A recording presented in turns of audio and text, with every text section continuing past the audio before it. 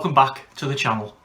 So this is the start of a brand new series where I'm going to just sit down and show you some of my retro game systems.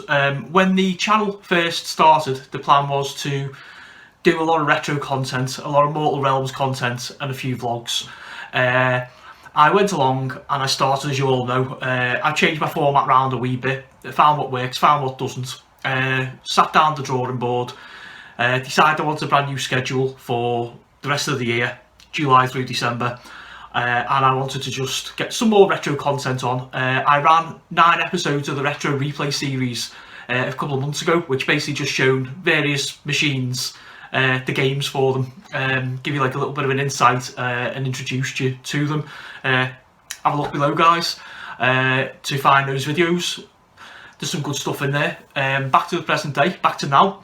So this is going to be a series where I'm going to run through, I'm just going to show you the machine, I'm going to show you my games for it, and ask you folks to just leave a few comments, okay?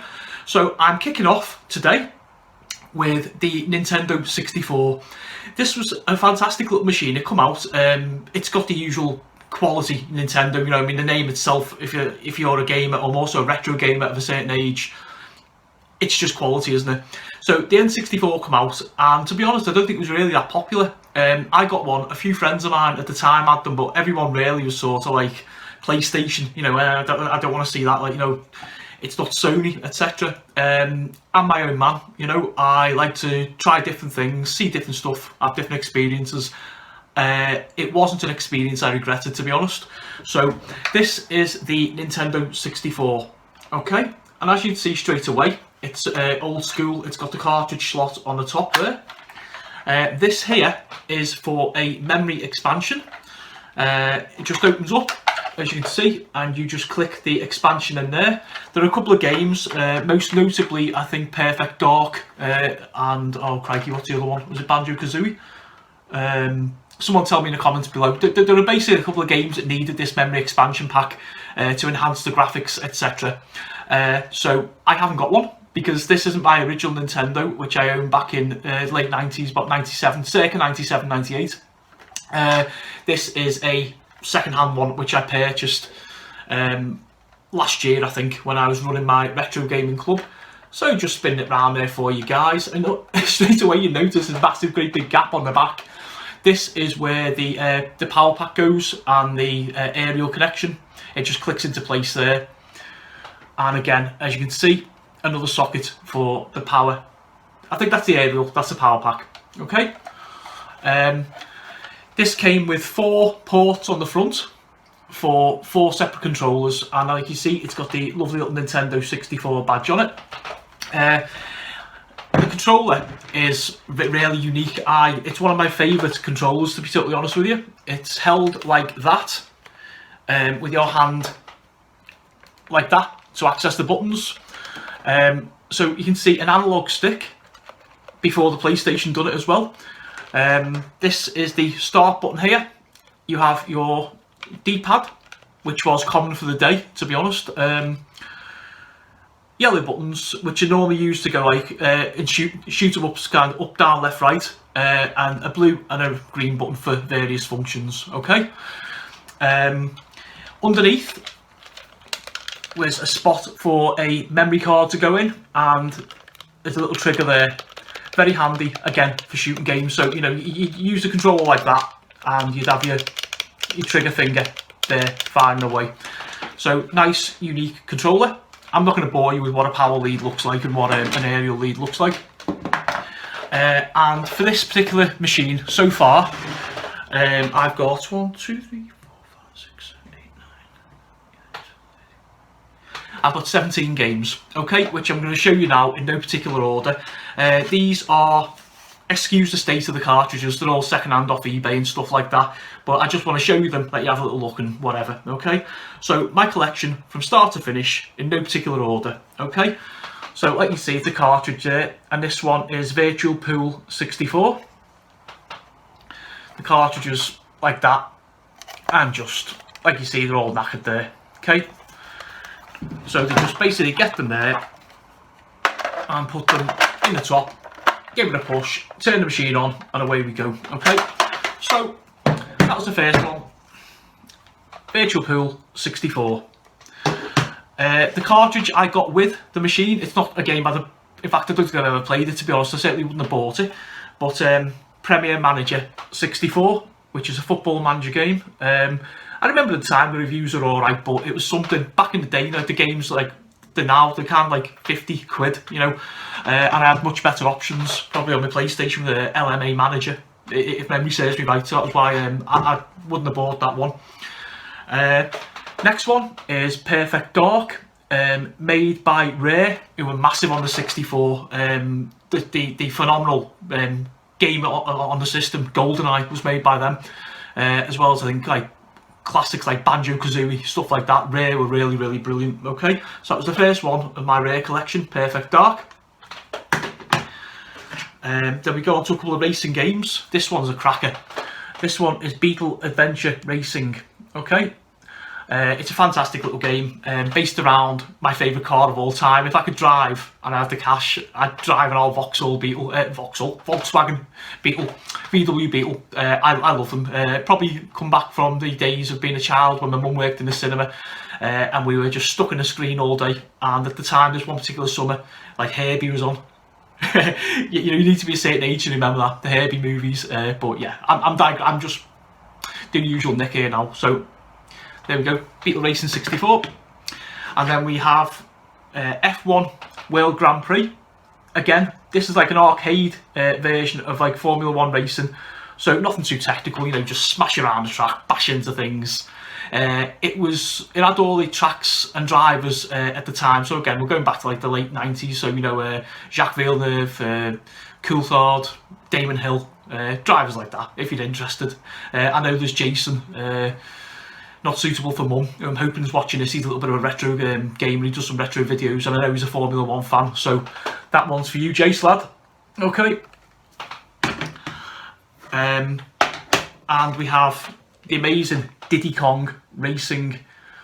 Diddy Kong is, I think he's the baby brother of Donkey. I think on the Super Nintendo there's a load of games, Donkey Kong Country, etc., which I know like a load of you retro gamers would have played. Diddy appeared in that, and they decided to give him his own little racing game. If you think Mario Kart, but different characters, it's a nice little game. To be honest, on the 64, I prefer this to Mario Kart, but I prefer Mario Kart originally on the Super Nintendo. So there we go. Okay, and we now have Star Wars Episode 1 Racer. I know a lot of you Star Wars fans out there, and you can see I am, obviously. This was a racing game based around the pod race section of the Phantom Menace movie. As a game, it's got several different tracks, several different characters from the Episode 1 movie Phantom Menace. Solid gameplay, nice tracks, nice pod races, decent little challenge, a good game. You could do far worse, and the music's nice as well. And then we go on to Banjo-Kazooie, which I mentioned earlier, which is an absolutely fantastic platform game. Sorry, if you think along the lines of the next one I'm going to show you, Super Mario 64, it's one of the Nintendo had a habit of doing it. Pick a cute character. Obviously Mario's their mascot, but Banjo's a close second in my opinion. You control a little Banjo, and he's got a little bird called Kazooie, and between the two of them, you run around, you collect things, get through the levels, various puzzles which you use one character or the other for, etc. Yeah, nice little game, one of my favourites. The aforementioned Mario 64 is probably, along with GoldenEye, the standout game on the system. I remember going into, oh god, was it Comet? No, show me age, Curry's. I'd just got paid, my mate Billy and I shot over to the shop on our break, and I was like, saw GoldenEye on one telly, saw this on the other, and I said to Bill, man, I'm buying it. Boing, out come the card, £200 later. My partner at the time was well impressed, I can tell you. So yeah, Super Mario 64, phenomenal platformer, everyone should play this. Don't even consider owning a Nintendo 64 without it, it's that good, seriously. Okay, The game, along with that everyone knows, the absolutely amazing 007 GoldenEye. This game blew me away. Before it, I played first-person shooters, stuff like Quake, stuff like that, Doom, and this come out, and it was a clever shooter. You know, you were James Bond, and you had like little gadgets. The menu screen was like your watch, if you can recall. You could sort of select all different options, and you had all different levels from the GoldenEye movie, which wasn't one of my favourite Bond films, but that's for another video, by the by. But the game itself is absolutely brilliant. Again, do not own one of these without this. Then we go on to a couple of sports titles. This one is 1080 Snowboarding. It's a really good game. I really enjoy this. Snowboarding's one of them things, never done in real life, always fancied it. And for some reason, I just love snowboarding video games. It's one of them, you come in, stick a few tunes, I'll have a beer, stick this on, you know, nice little wind down. Then we go on to International Superstar Soccer 64. Okay, so most of you would know the ISS, International Superstar Soccer franchise, from the Super Nintendo, where I believe it made its debut. This is its big brother. Not a bad game. Yeah, it works. It's not a FIFA, but you know, it's a good little kick around. Then we come on to a couple of the wrestling games that I've got on my system. I know a mate of mine, Dave, big retro gamer from my club who I met, lovely fella. I hope you're watching. Hey Dave. And he loves these games. It was him, he recommended them to me when I told him at the club I bought like a Nintendo 64. He said, if you remotely like wrestling games, grab them all. Took his advice, man wasn't wrong. Okay, so it is a trilogy. It is WWF No Mercy. Okay, it's the first one. WCW NWA Revenge is the second one. And WWF WrestleMania 2000 is the third. All made by the same company, THQ. And these games, if you like wrestling games, they're fantastic, they really are. Obviously Blast of the Past is an old machine, so you have like all the old characters, you have like Hollywood Hogan and stuff like that in the WCW, Triple H and like The Rock and Mankind, the wrestlers like that in the WrestleMania 2000 one. The controls are just perfect. If you look at the new modern wrestling games now, in my opinion, I am biased because I'm a retro gamer obviously, but they don't touch it. If you want gameplay, if you want features, if you want, just buy these. Just buy them. That's all I'm going to say. Okay. And then we go on to the last two. A little bit of a baseball fan, massive New York Mets fan, as most of you know. Love baseball, so I couldn't resist this one. All-Star Baseball 99. A niche game really. If you like the sport and you like arcade type of games, you can't go wrong with this. This is brilliant. And last but not least, a game that came out on the Super Nintendo and was amazing for the time. Nothing like it. Again, like a few of the others, its big brother appears on the Nintendo 64, and it's Pilot Wings 64. Really good game. I love it. So that, folks, is my Nintendo 64 and my game collection. I wanted to start the retro stuff back up again because I know a few of you folks did like it, and I did, like I say, want to base the channel around retro content. So there's going to be a video every month, normally the first week of the month, with retro content. I've got 6 original retro machines, and I've got about 7 or 8 of the HD new ones that are preloaded with the game. So what I'm going to do, I'm going to go through this year, July through December, showing you a different machine every month and going through the games. From January of next year, I'm going to go through the first 7 or 8 months, showing you the new HD MI remakes mini consoles. Okay, so I hope you enjoyed this, folks. Leave me a comment down below. Tell me, did you like any of the games? Did you play any of the games? What do you think of the Nintendo 64? Its design, the controller. Are you happy I brought retro features back?